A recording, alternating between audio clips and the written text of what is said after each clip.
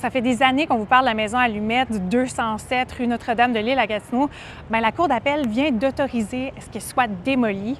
Donc ça, c'est l'aboutissement d'un bras de fer judiciaire qui durait depuis des années entre la Ville de Gatineau et la compagnie Gestion NDI Champlain. L'entreprise de construction veut démolir cette maison-là pour la remplacer par un immeuble de 159 logements. Gestion NDI Champlain avait fait la demande à la Ville qui avait refusé en raison de son importance patrimoniale. La maison Allumette en question a été construite en 1910. L'entreprise était donc tournée vers les tribunaux et elle a eu gain de cause l'an dernier. La Cour supérieure avait jugé qu'elle est en trop mauvais état pour être préservée et qu'elle pose des risques pour la sécurité. Et la Cour d'appel, elle, vient de confirmer tout ça.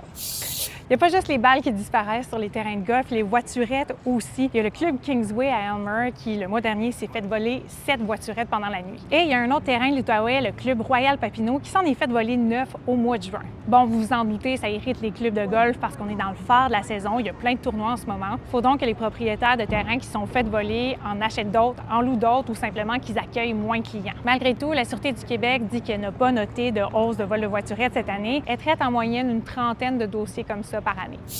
Est-ce que vous avez entendu parler des laboubous? C'est comme des petits monstres en peluche qu'on peut accrocher à son sac à main ou encore collectionner. Ils sont super populaires en ce moment et la frénésie s'est aussi rendue à Ottawa. Daniel, tu veux-tu me montrer à quoi ça ressemble un laboubou? Oui, j'en ai 2 ici, mais je tiens à préciser que c'est pas mes bobous, c'est les bobous de mes collègues. On te croit, Daniel. Ma collègue Sana de CBC a contacté les commerces du coin qui en vendent et ils ont dit qu'ils reçoivent des dizaines d'appels par jour de gens qui veulent en acheter, alors que les quantités sont un peu limitées. Si vous êtes de ceux qui veulent entrer dans la trend, mais que vous n'avez pas été en mesure de mettre la main sur un laboubou, eh bien, sachez qu'il y a une pâtisserie à Hintonburg qui vend des biscuits laboubou. Rien de mieux qu'un peu de sucre pour mettre un baume sur votre déception. À demain!